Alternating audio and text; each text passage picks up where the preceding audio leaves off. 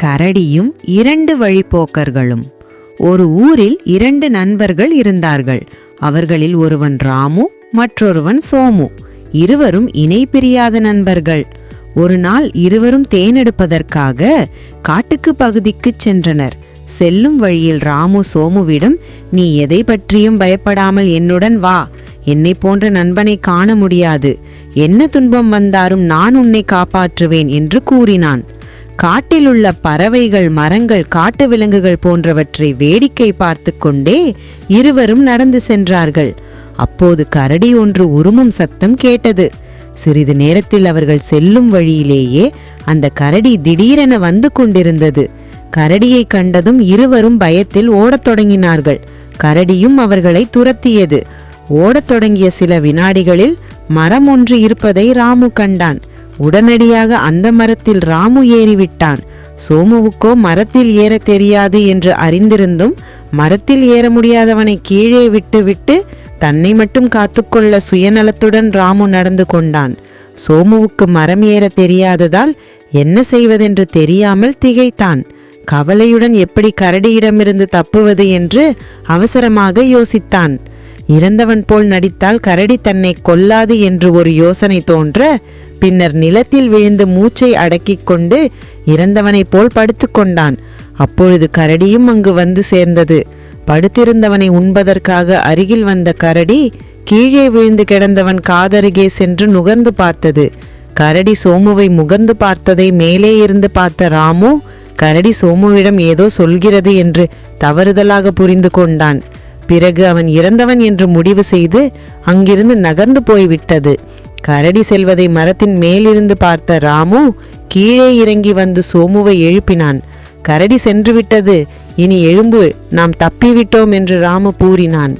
சோமுவும் எழுந்து தன் யோசனை வெற்றியடைந்ததை எண்ணி நிம்மதியடைந்தான். கீழே படுத்திருந்தவன் எழுந்து அமர்ந்தான். ராமு சோமுவிடம், "கரடி உன் காதில் என்ன ரகசியம் சொன்னது?" என்று கேட்டான்.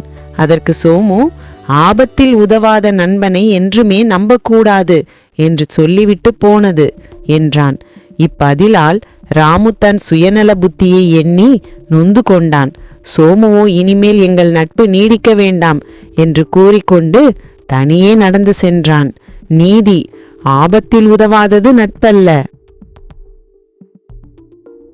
கழுதையின் தந்திரம். ஒரு வியாபாரி உப்பு வாங்குவதற்காக தன் கழுதையை கடற்கரைக்கு ஓட்டிச் சென்றார். போகிற வழியில் ஒரு ஓடை இருந்தது. திரும்பி வரும்போது கால் தவறி கழுதை ஓடையில் விழுந்தது. தண்ணீரில் உப்பு கரைந்து போனதால் கழுதை எழுந்தபோது சுமையின் கனம் மிகவும் குறைந்திருந்தது. வியாபாரி திரும்பி போய் இன்னும் கூடுதலாக உப்பை தனது கோணிகளில் நிரப்பிக் கொண்டான். வேண்டுமென்றே கழுதை மீண்டும் விழுந்து தனது பாரத்தை குறைத்துக் கொண்டது. எனவே அது வெற்றிகரமாக கனைத்தது. வியாபாரிக்கு கழுதையின் தந்திரம் புரிந்து போகவே 3ஆம் முறையாக கடற்கரைக்கு அதை ஓட்டிச் சென்றான். அங்கே உப்புக்கு பதிலாக கடற்பஞ்சு மூட்டைகளை வாங்கினான். ஓடையை அடைந்ததும் மீண்டும் அதே தந்திரத்தை கழுதை செய்தது. ஆனால் கடற்பஞ்சு தண்ணீரை உறிஞ்சிக் கொண்டு மிகவும் கனத்து போனது. தான் செய்த தந்திரம் தன்மீதே பாயவே கழுதை 2 பங்கு பாரத்தை சுமந்தது. நண்டு கொக்கை குன்ற கதை. ஒரு பெரிய குளம் ஒன்று இருந்தது. அந்த குளத்தின் கரையோரத்தில் கிழக்கு கொக்கு ஒன்று விசனமுடன் ஒற்றை காலில் நின்று கொண்டிருந்தது. துள்ளி கொண்டிருந்த மீன்களில் ஒன்றுக்கு சந்தேகம் வந்தது. நம்மை சும்மா விடாதே, ஆனால் செயலற்ற நின்றுள்ளதே, என்னவாக இருக்கும் என்று. நமக்கேன் என்று இராமல் அதன் முன் வந்தது. "என்ன கொக்காரே, உன் ஆகாரத்தை கொத்தாமல் சும்மா நிற்கிறீர்" என்றது. "நான் மீனை கொத்தி தின்பவன்தான், ஆனாலும் இன்று எனக்கு மனசு சரியில்லை" என்றது கொக்கு. "மனசு சரியில்லையா? ஏன்?" என்றது மீன். "அதை ஏன் கேட்கிறாய்?" என்று பிகு பண்ணியது கொக்கு. "பரவாயில்லை, சொல்லுங்களேன்." "சொன்னால் உனக்கு திக்கென்றாகும்." மீனுக்கு பரபரத்தது. "சொன்னால் தானே தெரியும்." "வற்புறுத்தி கேட்பதாலே சொல்கிறேன். இப்போது ஒரு செம்படவன் இங்கே வரப்போறான்" என்று இழுத்தது கொக்கு. "வரட்டுமே." "என்ன வரட்டுமே? உங்களையெல்லாம் ஒட்டுமொத்தமாக பிடித்து சென்று விட போகிறான்." "ஐயோ!" உடனே அம்மீன் உள்ளே சென்று விட்டது.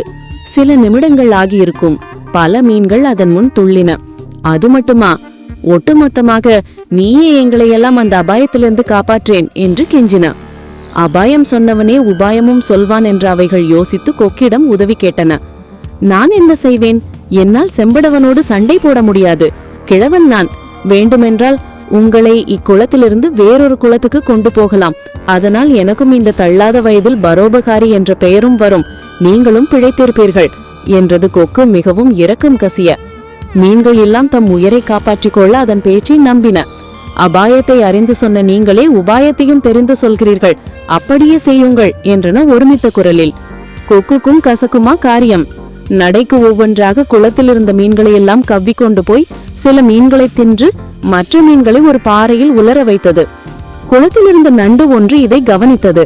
அதற்கும் வேறு குளத்திற்கு செல்ல உள்ளுக்குள் ஆசை சுரந்தது. ஓ சீவக கும்மியனே, என்னையும் அவ்விடத்திற்கு கொண்டு போங்கள் என்று கெஞ்சியது.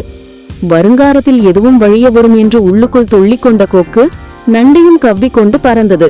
பறக்கும் போது வழியில் மீன்களின் முள் உடல்கள் ஆங்காங்கே சிதறியிருப்பதை கண்டது நண்டு. அதற்கு பக் என்றது. அத்துடன் வேறு நீர்நிலைக்கு கொண்டு செல்வதாக கூறி மீன்களை தின்றுவிடும் கொக்கின் வஞ்சகம் நண்டுக்கு சட்டென்று புரிந்துவிட்டது. தன்னிலையும் அப்படித்தானா? உயிராசையால் நண்டுக்கு ஒரு உபாயம் தோன்றியது. வைரத்தை வைரத்தால் அறுப்பது போல அதற்கு மூளை வேலை செய்தது. கொக்காரி, நீங்கள் என் மேல் இறக்கப்பட்டு எடுத்துக்கொண்டு வந்தீர்கள். அங்கே என் உறவினர்கள் பலர் இருப்பதால் என்னை மீண்டும் அங்கே கொண்டு சென்றால் அவைகளையும் காண்பிப்பேன் என்றது நண்டு.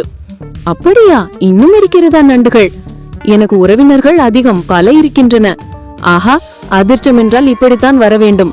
நம்பாடு யோகம்தான் என்று மகிழ்ந்த கொக்கு மீண்டும் நண்டை கவ்விக்கொன்று பழைய குளத்தை நோக்கி பறந்தது. குளத்துக்கு நேராக வரும்போது அதுவரை மண்டு போல் இருந்த நண்டு தன் கொடுக்கினால் கொக்கின் கழுத்தை 2 துண்டாக்கிவிட்டு குளத்து நீரில் விழுந்து உயிர் கிழைத்துக் கொண்டது. அபாயம் சொன்னவனிடமே உபாயம் கேட்ட மீன்கள் செத்தன. வஞ்சக மனத்தானின் உபாயமும் அபாயம் என்று அறிந்து கொன்றுவிட்ட நண்டு பிழைத்தது. காக்கை பாம்பை கொன்ற கதை. ஒரு பெரிய மரம். அதில் ஆணும் பெண்ணுமாய் 2 காக்கைகள் கூடு கட்டிக்கொண்டு சந்தோஷமாக இருந்தன. ஒரு நாள் அம்மரத்தில் இருந்த பொந்துக்கு ஒரு கருநாகம் வந்து சேர்ந்தது. சேர்ந்ததோடு இல்லாமல் காக்கையிடும் முட்டைகளையெல்லாம் ஒவ்வொரு நாளும் காலி செய்து கொண்டு வந்தது.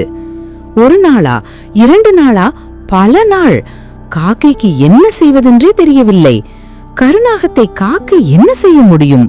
அதற்காக விட்டுவிட முடியுமா? விடலாமா? ஒரு நரியிடம் ஆலோசனை கேட்டது. நரி சரியான யோசனை ஒன்றை சொன்னது. அந்த புறத்தில் குளிக்கிற இடத்திற்கு போ. அவள் குளிக்கும்போது நகைகளை கழற்றி ஒரு பக்கம் வைப்பாள். அந்த ஆபரணங்களில் பெரியதான ஒன்றை எடுத்துக்கொள். பலர் பார்க்கும்படி மெல்ல பறந்து வந்து அவர்களின் எதிரில் அந்த நகையை பாம்பு இருக்கும் பொந்தில் போட்டுவிடு. யாராவது பார்க்கும்படி போட வேண்டும். போட்டால் போடு முதலில், அப்புறம் பார் என்றது. காக்கை தாமதிக்கவில்லை. பறந்து அந்த புறத்திற்கு சென்று பார்த்தது அரசகுமாரியின் நகைகளை. ஒரு முத்து மாலை அதன் கண்ணை உறுத்தியது. அதையே கொத்தி எடுத்தது. அங்கு இருந்த அரசகுமாரியின் சேவகிகள், ஆ, காகம் முத்து மாலையை கொத்தி கொண்டு போகுது என்று கத்தினர். உடனே சேவகர்கள் ஓடி வந்தார்கள். காக்கை மெதுவாக அவர்களின் கண்ணில் படும்படி பறந்து வந்தது. அவர்கள் அருகில் வந்ததும் அவர்கள் பார்க்கும்படி அந்த முத்து மாலையை பாம்பு இருக்கும் பொந்தில் போட்டது. உடனே சேவகர்கள் தம் கையில் இருந்த ஈட்டிகளால் அந்த பொந்தை குத்தி கிளறினார்கள். உடனே உள்ளே இருந்த பாம்பு சீறி கொண்டு வெளியே வந்தது. பாம்பை பார்த்த சேவகர்கள் உடனே அதை கொன்றார்கள். அப்புறம் பார் என்று நரியார் சொன்னதின் அர்த்தம் காக்கைக்கு புரிந்தது. சேவகர்களும் முத்துமாலையை எடுத்து சென்றனர். சரியான யோசனையால் நிறைவான பலனை அடைந்த காக்கை தம்பதிகள் நிம்மதி பெருமூச்சு விட்டனர்.